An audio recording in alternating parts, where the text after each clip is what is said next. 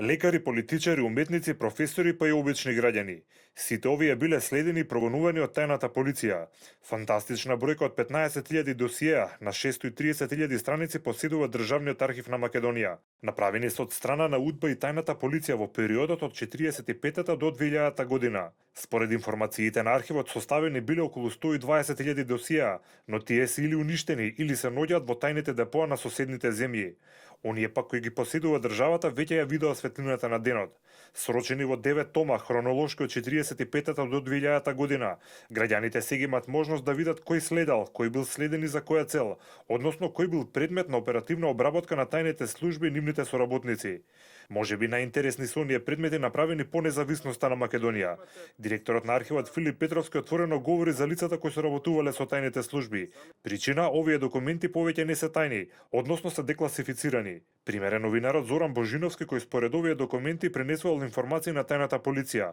Под кодното име Зоки, на агентите им давал информации кои ги собирал за партијата ВМРО ДПМН. Се користеле неговите информации и неговите контакти кои што тој ги имал во ВМРО ДПМН како новинар, представувајќи се како новинар, присуствувал или на настани партиски или веднаш по настаните добивал брифинг за да информира јавноста.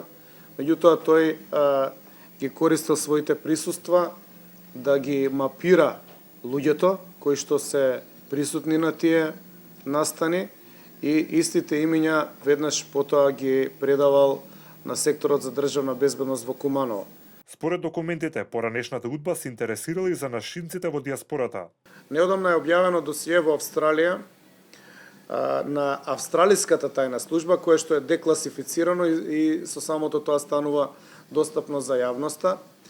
И во тоа досие стои дека е забележан човек, јас сега не можам да го откријам името, се уште е активен во Македонија, стои дека тој човек бил испратен од УДБА, се инфилтрирал во редовите на македонската емиграција за да го ликвидира овој емигрант. Инаку сите оние кои сакаат да ги прочитат овие досија и ќе имаат можност тоа да го направат од понеделник. Според најавите на надлежните, тие ќе бидат достапни во сите библиотеки во земјава.